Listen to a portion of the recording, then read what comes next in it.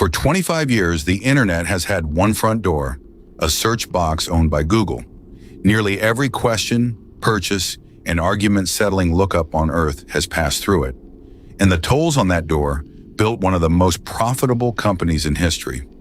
Right now, for the first time, that door is being seriously challenged by a chat box. Google versus OpenAI is not another tech rivalry story.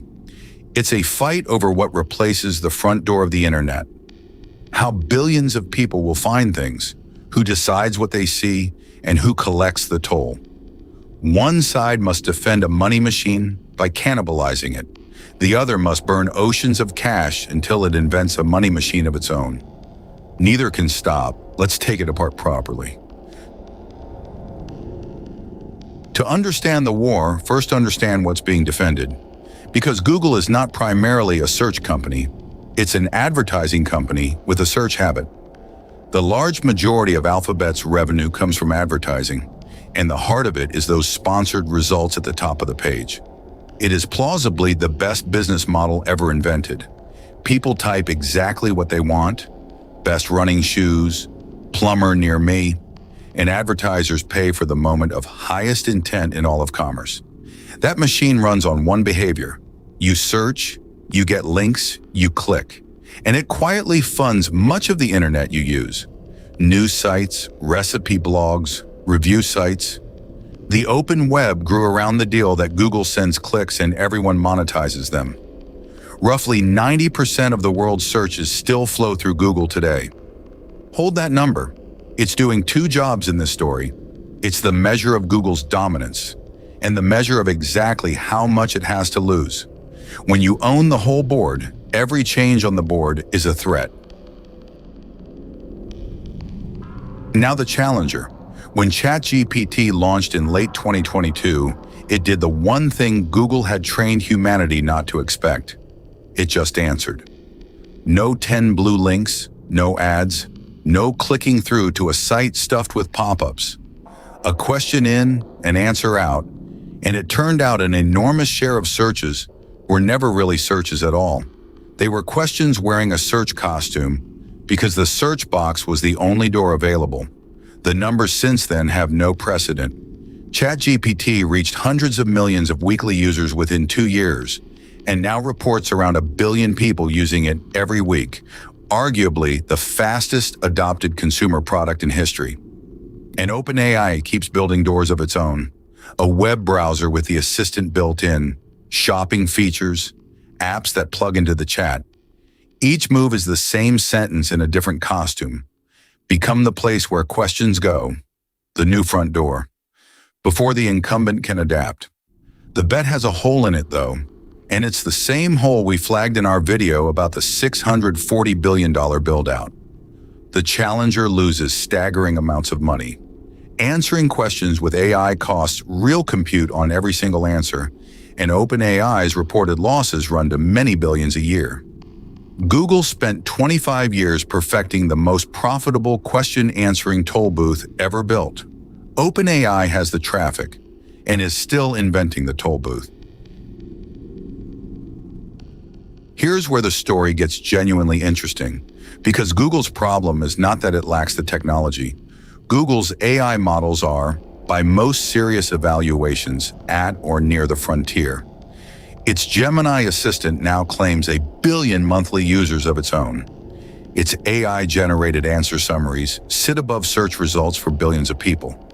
And it has research pedigree OpenAI built on. The technology was never the problem. The business model is. This is the textbook innovator's dilemma, playing out at the largest scale in business history.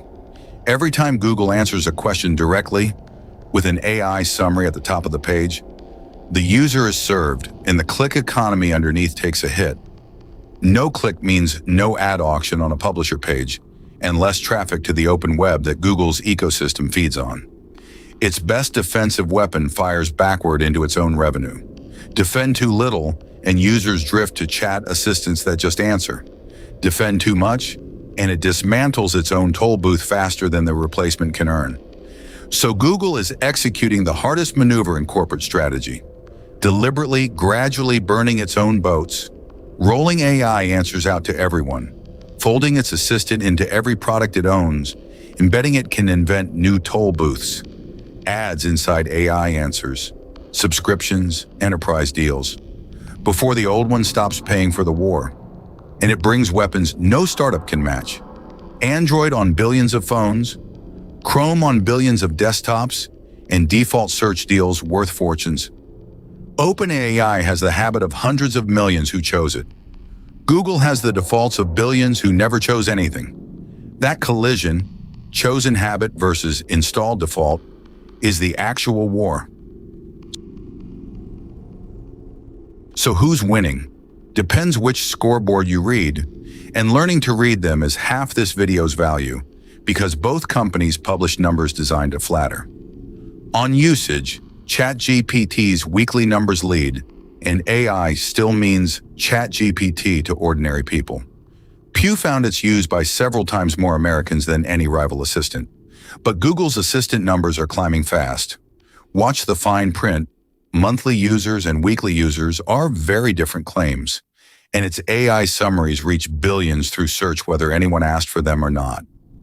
Distribution is doing exactly what distribution does. On money, no contest, in the other direction. Google earns tens of billions in profit per quarter while it fights. OpenAI burns billions while it grows. One side is funding a war from a fortress, the other from investors' conviction, which history says is a real but expiring resource. On the door itself, Google's search share has slipped only slightly, from about 91% toward 89%. But that slide is reportedly the steepest in a decade, and the erosion is concentrated among the young, who increasingly ask an assistant first. That's the number the fortress watches at night. Not the share, the trend among people whose habits haven't hardened yet. Empires rarely fall by losing everyone at once. They fall by losing the next generation's defaults. A fair objection before we go further. Aren't there more than two armies? There are, and mapping them fast actually sharpens the picture. Anthropic has built a formidable business, selling AI heavily to companies rather than consumers. A different war for different ground, which is why it isn't fighting for your search box. Meta gives AI away inside apps billions already use, defending attention rather than answers. Microsoft-armed OpenAI embeds its models in Office software, and, in the oldest tradition of great powers, profits from the war without bleeding in its front line. Apple controls the phones both sides desperately need to reach, and mostly sells access to the highest bidder. But the front door itself, the default place a whole civilization takes its questions, is genuinely a two-sided fight because it demands three things at once: a frontier model, consumer habit at billion-person scale, and the will to burn whatever it costs. Only Google and OpenAI hold all three cards today. Everyone else is fighting for a province. These two are fighting for the map. Whoever wins the door, someone else is already losing. The open web that grew around the old deal. When an AI reads the web and answers you directly, the sites that produce the information often never see the visit. Publishers across news, recipes, travel, and reviews report shrinking search traffic as answers replace links. The click economy contracting in real time. And that raises the question this entire war quietly rests on. If visits stop funding the sites, who keeps writing the pages the AIs learn from? The candidate answers are all half-formed. AI companies signing licensing deals with big publishers. Good for the giants. Nothing for the long tail of small sites that made the web interesting. Content moving behind paywalls and into apps. And both combatants experimenting with sending attribution traffic back. Nobody has solved it, and neither warring party has to. Collateral damage rarely gets a seat at the strategy table. For you, it means the free, ad-funded web you grew up with is being renegotiated in the background of this fight, regardless of which logo ends up on the front door. No predictions dressed as certainty here, but the honest scenario map has three tiles. Tile 1, The incumbent absorbs the revolution. Google survives its own transition. Its defaults hold, AI answers get monetized. And in 5 years, AI search is just called Google, the way mobile disrupted nothing about its dominance. History note, incumbents win these more often than the press expects. Tile 2, the door splits. Search stops being one behavior. Quick lookups and shopping stay with Google. Thinking, research, and doing migrate to assistance.